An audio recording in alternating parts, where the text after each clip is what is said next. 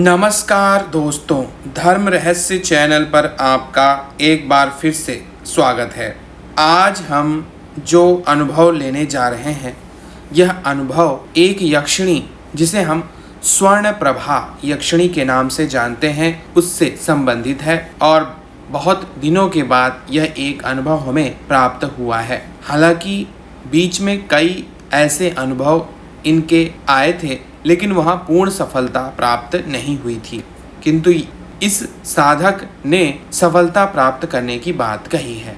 तो चलिए पढ़ते हैं इनके पत्र को और जानते हैं स्वर्ण प्रभा यक्षिणी की इस साधना और अनुभव के विषय में। नमस्कार गुरुजी, आपको बार बार मैं प्रणाम करता हूँ और आपको एक विषय से अवगत करवाना चाहता हूँ। और यह बात इस प्रकार है कि गुरु मंत्र अनुष्ठान को पूरा करने के बाद मैं विदेश चला गया था। वहाँ से वापस ट्रेनिंग करके जब वापस आया तो मुझे काफ़ी समय हो गया था।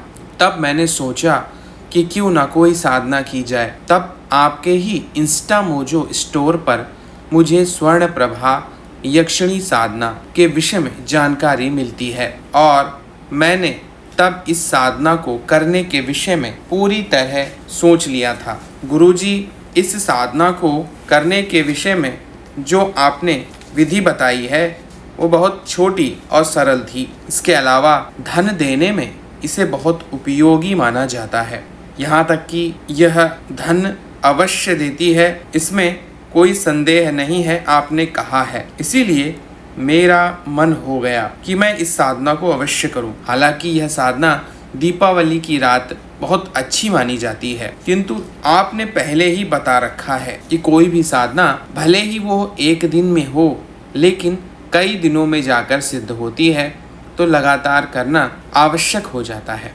इसीलिए मैंने सोचा इस साधना को मैं अवश्य करूंगा और मैं तैयार हो गया इस साधना को करने के लिए। इसमें जो आपकी आवाहन मुद्रा, क्रोध मंत्र, विसर्जन मंत्र इत्यादि सारी चीज़ें हैं, वह सब कुछ करना मेरे लिए आवश्यक था। तो गुरुजी, इस साधना को मैंने रात्रि के द्वितीय पहर यानी 11 बजे के पश्चात करना शुरू किया, क्योंकि ऐसा ही लिखा था। इसमें यंत्र में आप श्री यंत्र का इस्तेमाल कर सकते हैं और लाल चंदन की माला का इस्तेमाल मंत्र जाप में किया जाता है, जैसे कि आपने बताया है। यह साधना शुक्रवार को संपन्न की जाती है, लेकिन कार्तिक महीना जो होता है, दीपावली के आसपास का जो समय है, कभी भी इस महीने में आप यह साधना शुरू कर सकते हैं और बताई गई विधि से आपको इसका मंत्र जाप करना है। गुरुजी, जैसे कि आपने बताया कि यह आपके किनारे यानी कि सिर के पास में सोने के सिक्के रख देती है, तो इस बात पर मुझे यकीन तो नहीं था, लेकिन हाँ, पुराने समय में ऐसा होता रहा होगा। इस आधार पर मैंने सोचा शायद मुझे भी कुछ धन प्रदान करेगी, तो मैंने अपनी साधना शुरू कर दी। गुरुजी, यह साधना लगभग मैंने 7 दिन जब कर ली थी, तब अचानक से एक रात में जब मैं सो रहा था, महसूस हुआ कि कोई खुशबू सी कमरे में फैल गई है और वह खुशबू इतनी अच्छी लग रही थी कि मैंने सोचा कि इसे चलने देता हूँ। आंखें नहीं खोलता, क्योंकि मेरा मन नहीं कर रहा था कि मैं अपनी आंखें खोलूं। वह मनोरम और सुंदर सुगंध थी। फिर जो अगले पल हुआ वह तो और भी ज्यादा आश्चर्यजनक था। कोई मेरे होठों पर हल्के से चुंबन किया था।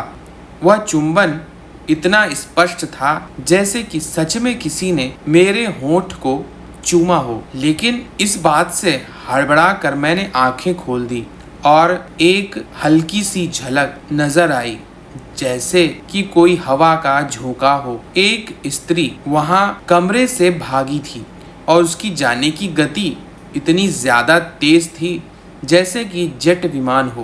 गुरुजी, यकीन तो नहीं होगा और ऐसी बातों पर लोगों को यकीन होता भी नहीं है, लेकिन जो लोग साधना करते हैं वह मेरी बात अच्छी तरह समझ पा रहे होंगे। और वह शक्ति सामने से होती हुई दीवार के अंदर अदृश्य हो गई। फिर मैंने आगे की साधना जारी रखी और इस साधना को लगातार करता रहा। मुझे यह बात हो गई थी कि अवश्य इस साधना में सफलता मिल जाएगी।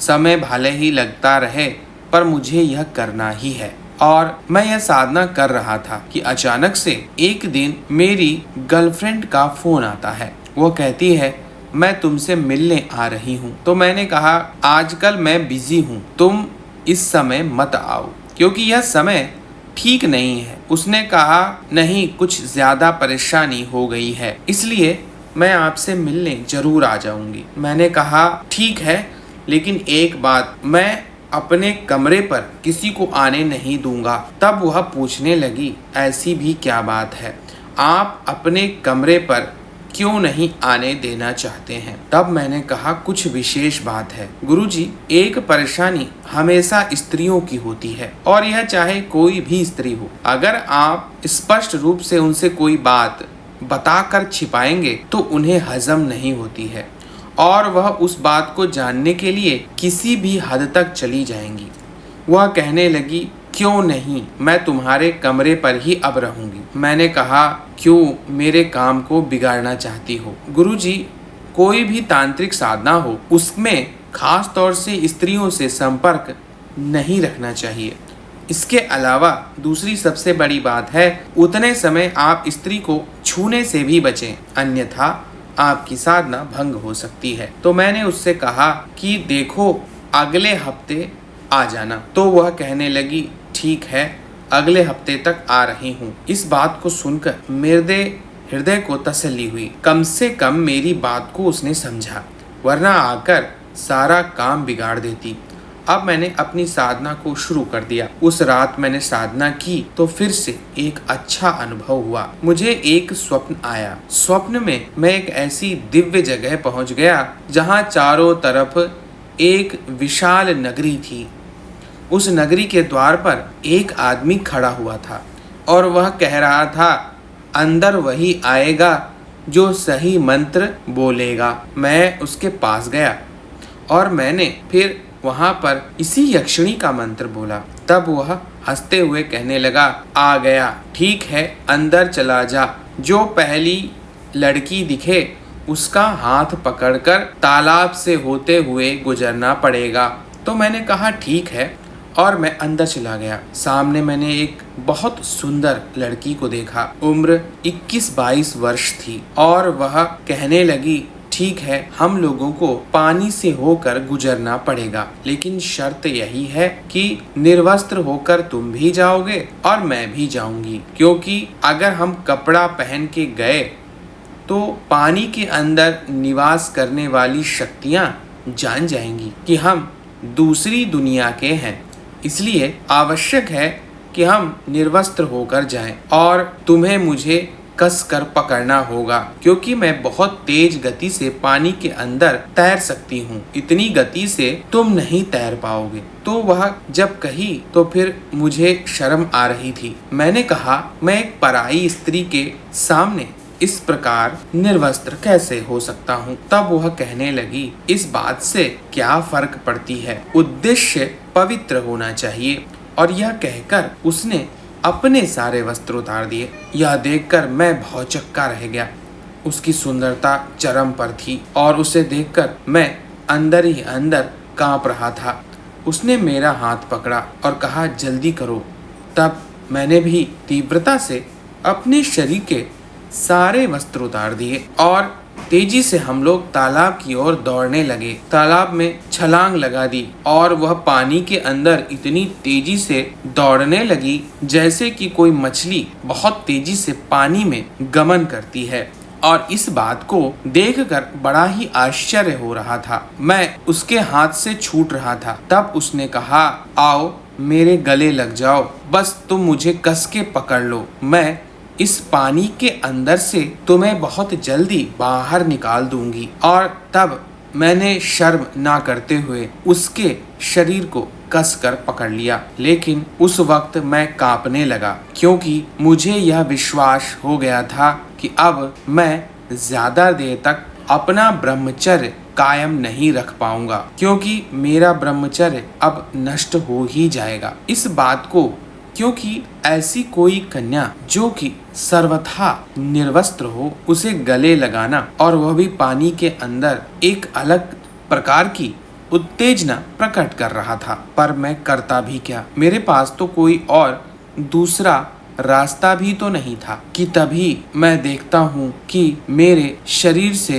एक अद्भुत सा पदार्थ बाहर निकल रहा है। मैंने खुद को देखा तो मेरा वीर्य शरीर से बाहर निकल रहा था और यह देखकर मुझे शर्म आने लगी। वह जब पानी में तैरते हुए यह सब कुछ देख रही थी तो हंसने लगी और कहने लगी, बस इतनी ही सामर्थ्य है तुम पुरुष लोगों की, और हमें देखो हम कितनी साफ दिल की हैं और तुम जैसे कितनों को संभालती हैं। यह सुनकर मैं और भी ज्यादा आश्चर्य में आ गया, क्योंकि मैंने उनसे कहा, हम जैसों से आपका क्या मतलब है। तब उसने कहा, जरा नजर उठाकर देखो, तुम्हें सब सत्य पता चल जाएगा। उसकी बात को मैंने अभी तक ध्यान ही नहीं दिया था कि उस पानी में बहुत सारी स्त्रियां थी और उस तालाब से तैरकर बाहर निकल रही थीं। सबसे अचरज भरी बात यह थी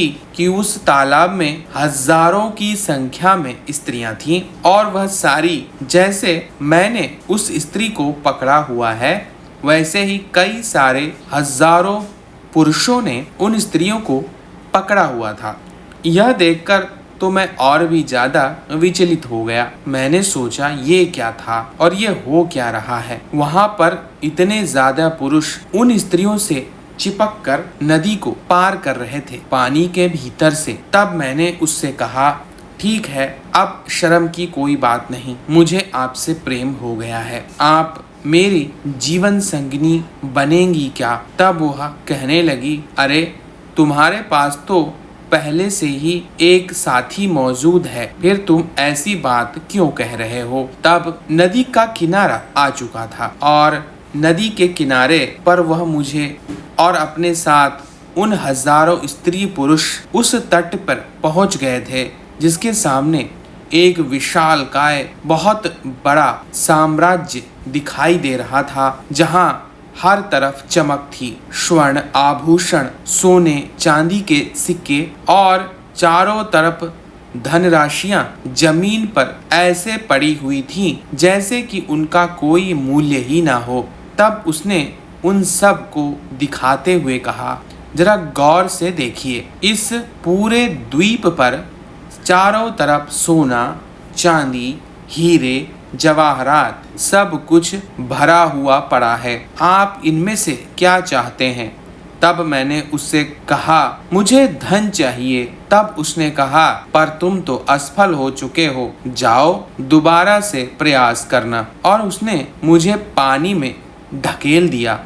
यह बात मुझे कुछ समझ में ही नहीं आई कि तभी दरवाजे पर बहुत जोर से किसी की आवाज आ रही थी। मेरी नींद खुल गई। मैंने देखा मैंने स्वप्न दोष के कारण अपने उस बिस्तर को खराब कर दिया था।